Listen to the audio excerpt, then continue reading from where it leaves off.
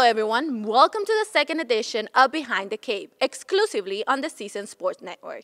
My name is Stephanny Salazar, and in this episode, we'll be bringing you all the latest happenings in CSUN athletics, including highlights, updates, and exclusive interviews with coaches and student athletes.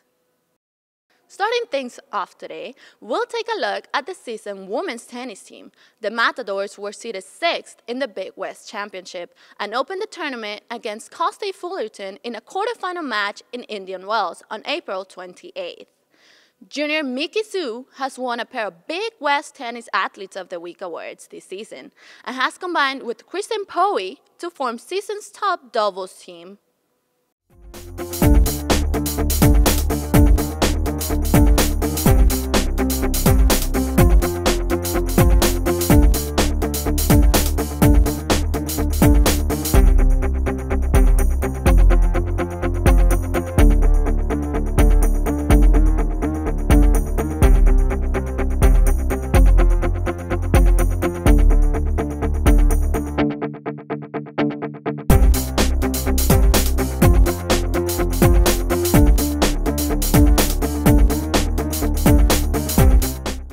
Next, we take a look at the CSUN men's and women's golf teams. The Matador women finished 6th at the conference championship held in Hawaii, April 17th through the 19th. Freshman Kate Fuchambanchov finished 11th to lead the team as a young CSUN squad built for next season and beyond.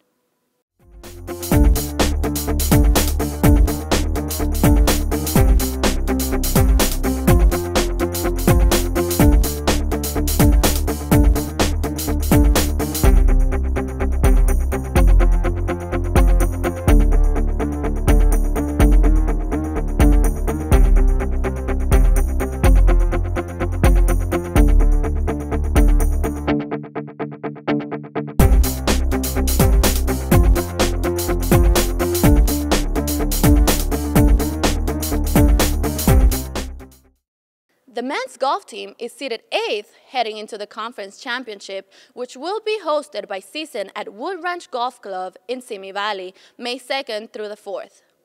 Keep an eye on junior Felix Mori, who has 3 top 5 finishes this spring and could challenge for the Matador's first ever individual Big West title.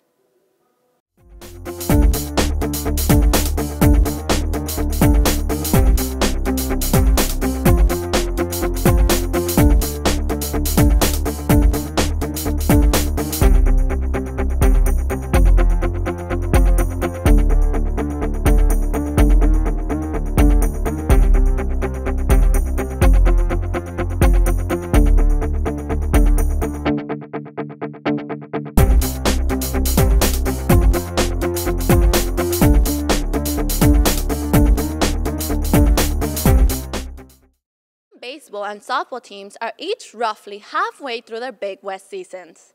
Matador Baseball carries a 24-14 overall record into a weekend series at UC Riverside, while the CSUN softball team is 27-20, also heading into a 3-game series at UC Riverside.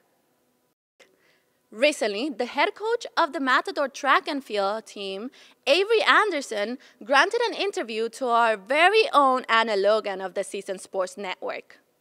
The head coach of a Matador program that has seen its share of success in both the Big West and on a national scale as well. Let's see what he had to say. Thanks, Stephanie. I'm here at the Matador Track and Field Complex with head coach Avery Anderson. Avery, thank you for joining us today on Behind the Cape. So we're going to talk about the Big West Conference Championships that are coming up this weekend, correct? Yes. But before we do, I heard that you were in the NFL and you played for the Colts for a year. There's some truth to that. I don't recollect those days that well. It was a long time ago. It was a 96 season, correct? Yeah, a lot of people were doing stuff in the 90s. So Just another crazy thing people were doing in the 90s. Yeah. So I wanted to ask you what your 40-yard dash was for. Do you remember your time in the combine? I vaguely remember. I think it was in the 4.39 range. Okay, and did you consider that to be good at the time, or? For my height, weight, and other intangibles I brought, I think some teams thought that was pretty good for a 6'3", 215-pound receiver. Definitely. Do you ever, not brag to anyone on the team about it, but do you ever take that experience as a wide receiver and apply it to your coaching knowledge here at CSUN? Yeah, absolutely. I definitely, the difference in sports, it shows up at times, and it's a, different environment on the track. It's a different individual sport versus a team sport. But a lot of the things that I gained from being, a team player and the discipline it took to, play at that level, at a high level, I impart that, to the students on my team, because it did, take a lot of discipline and effort to, achieve at a high level. And for us as a track program, that's what I, still aspire to, even as a coach. Absolutely. And last year, the women won the title, the Big West Conference title, so obviously there's some discipline there. So let's get into the women's category here. We have Lori Hannigan is in 5th place right now in the Big West Conference standings in her 100-meter dash.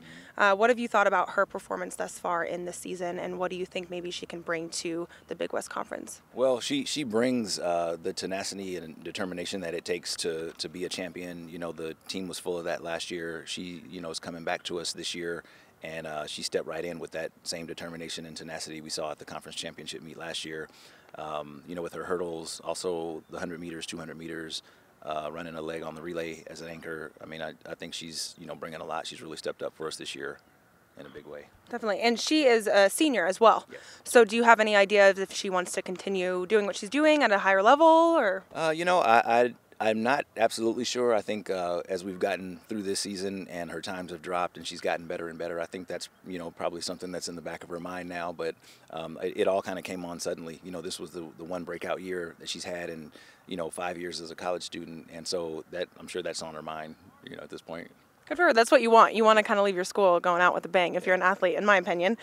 You also have Ashley Bamberg in 5th for the 400-meter dash. So do you think that she might do something with that at the championship this weekend? Yeah, I mean, that's what it's all about is bringing in a good time and a mark is good. But, when you get to the championships, then, stepping up and doing even more than you're expected to do is always what we're about as a track program. So I think she has that kind of, character and demeanor, and she wants it. And I think, she may surpass where she's ranked.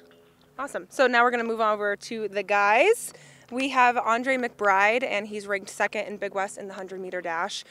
He is a junior. Have you worked with him the last few years as a coach, or is he someone that transferred here? Yeah, he transferred in here last year from another university, and so far he's set personal best in both his sprint races. So I've only gotten a chance to work with him this year, but from where he came in to where he's at now, I mean, he's surpassed where he was coming in, and we're just I think kind of on the incline of him getting better and better. So he's ranked 2nd. Who knows what will happen when you go out and compete, but I think he's kind of molded into the traditional, CSUN sprinter that is used to and accustomed to going out and dominating. So we'll see.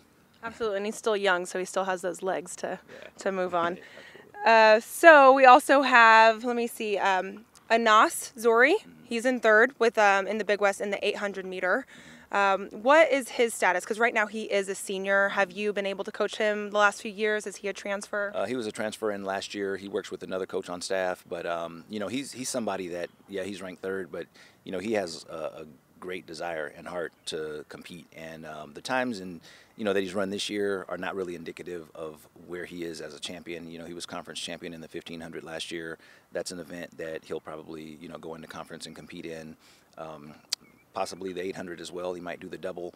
But when you get into a conference championship meet, it's about, strategic running, especially in those 2 races. And, there's no one that closes better than him. He has a great finish, and, he has a desire to win. So I expect, big things from him. And win or lose, there's always an underlying message in these championships, right? Because it's not like every team, yes, the goal is to win, but as a coach, what is your underlying message for both the women and the men's team going into this weekend? Yeah, I think, in 4 years, sometimes 5 years, most student athletes aren't going to win a championship every year. We won last year. It's up and down. But the thing is to be a championship caliber team. Individuals we have that are ranked really high in the conference or the region or the nation, be a champion, and that's what being a Matador in the track and field program here is about. We're perennial power in the conference. We know that, we feel that, and as an individual, walk out and be about that and try to attain that. And so I think when we do that individually, the whole thing comes together as a team, and that's just basically the standard that we live at. Well, and you clearly have a lot of individuals who are doing great things, as I just named. So that's all the time that we have. Thank you so much for being here with us on Behind the Cape. I really appreciate it. You're welcome. Thanks to Avery Anderson, and good luck to the CSUN track and field teams at the Big West Championship. On to the student-athlete portion of Behind the Cape. Taylor Glover of the CSUN softball team is having another incredible season for the Matadors. Anna Logan recently caught up with Taylor at practice. Thanks, Stephanny. We're here at Matador Diamond, where the CSUN softball team is off to a solid 25-19 start, thanks in large part to our next guest, Taylor Glover, who is rewriting the record books. So much for being here with us today in the cool dugout with the bricks that we were talking about.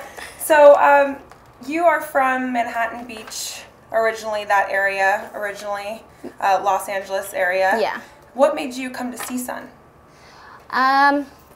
Well, like with travel ball, you just send out letters to the coaches that you're interested in, and then you wait for them to email you back. So when I was searching for areas, I was a little bit of a later recruit. So when searching for areas on like where to go, I was thinking of CSUN because I wanted to be enough, like far enough from home, but still close enough to be able to drive back whenever I kind of wanted to go and see my family. So when I called and Coach Flowers called me back, and then I came on my visit and stuff, and it all worked out. Now that I'm here, I appreciate it so much. It's literally in the perfect spot. That's great. And I mean, everywhere is relatively close, but traffic, you always have to account for that, right? I used to tell myself I wanted to go out of state until I came here, and I came and visited the campus, and then I saw, and I was like, it's really not far, and I am very close with my family. I was like, this is perfect. Yeah. Good. The best of both worlds. Right, exactly. Good. So we talked a little bit about your stats currently, but I wanted to take you back to high school because you're already laughing. You were named All-League, All-Era, All-CIF, All-American, basically all everything. Is there anything that you weren't all in on? I mean, my question being, how did that make you feel? I mean, obviously you had a standout senior year, but what was the key kind of to that year? I'm not sure. I think just like, you know, when you first get there in high school, you're a freshman, and a lot of people might be nervous coming into the program, but my sister was already there.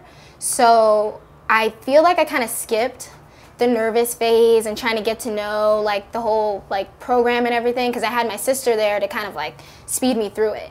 So when she graduated, and then my next year I was a junior, I think I just kind of like came into my own, I guess. I just was really comfortable with where I was as a player, where I was as a person, and just kind of, I guess, just kind of broke out of my shell. Nice, nice, very nice. Well, you clearly broke out of your shell because you had a great year. You've been having a great year as well. So being from the Los Angeles area, I have to ask you, are you a Dodgers or an Angels fan? Oh, I'm an Angels fan. You're an Angels fan? I'm an Angels fan. Okay, so you're like a Mike Trout kind of girl? Yeah, is that for sure. Favorite player? Do you have a favorite player on the Angels? He's my favorite, yeah. Okay. He's a center fielder. I'm a center fielder, so I was like, oh, great, we have that in common. You're like, I see you. Yeah. we got and this. then he just exudes confidence. Like, I haven't gotten to go to too many games, but when I watch on TV and everything, he just has just a nice, confident vibe about him. It's kind of like he knows the game, he knows what he's here to do, and he's just going to perform. That's actually a great segue into my next question, which was, when you do watch those players, I mean, I know baseball and softball have a ton of similarities. They have a few differences as well, but do you, I don't know, get some of your confidence or skills from those games, watching those games, and watching players out there on the field? Yeah, I definitely learn about keeping your composure in times of when the game is on the line, or even when you're up by like, I don't know, 10 runs, because you definitely see, with watching as many baseball games and like softball games as I have, you definitely see the really intense games, and then you see the blowout games as well. And then if you really pay attention, the players have the same look to them, whether they're blowing them out or whether it's a really close game. Right. So it's like the closer the game, they're not super anxious and intense. They're still just as calm as relaxed as if it was just a game that they had in the bag. Yeah, absolutely. Do you think that, I mean, you guys right now are 5-4, Big West Conference. What's your secret? I mean, obviously you can't really say too much about your plays and whatnot, what you guys do in practice, but How do you think that this season thus far has been kind of going for you guys? I think it's been going well. I think that from what we have done so far, I think it's good because I feel like we have so much more to show and so much more potential and skill to give. And I think that we are working on it a lot in practice, and I know like it's coming, and when it's fully there and we really come into our own, we're gonna be pretty hard to beat. And so we just work hard. We work hard during practice. We try and make the game go faster in practice than it would in actual game time situations, so we're able to deal with those type of situations with ease. Yeah. Okay, and then one last question. You guys have this chanting thing that you do when a girl goes out to bat, and you have like different chants depending on her name. Oh, I was kind of listening to that the other day. I think that brings a lot of team camaraderie and kind of brings you guys closer. What do you think about that? How did that even really start? I think it brings our team together a lot too. We can be kind of goofy sometimes, so I like our cheers because they're not the normal things that you hear. Sometimes you're just kind of like, what are they saying? But it's like, it can be an insider to the whole team. And so what you might hear just on the field might sound kind of crazy, but we all understand. And so we don't care if it makes us look funny, if people think we sound weird, like we're just gonna buy in and we're just gonna do it. Because when we're all committing to whatever cheer it is for whoever's name it is, it makes it just that much more fun.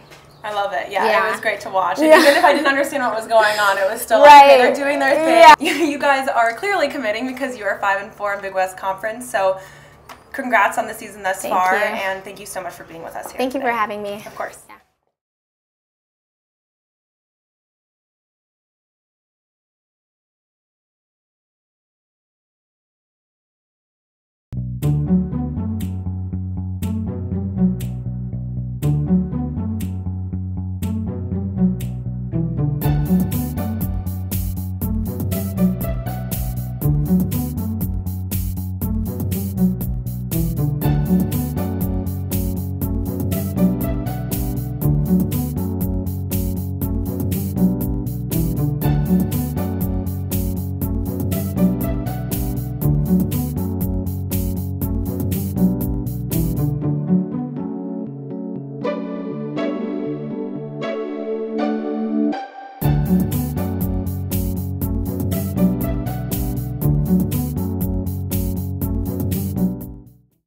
Well, that wraps up the second edition of Behind the Cape. Thank you for tuning in today, and we hope to have you join us again in the future. My name is Stephanny Salazar, and for the entire crew of CSUN students that made this production possible, thanks for watching, and we'll see you on the next episode of Behind the Cape. Have a good one.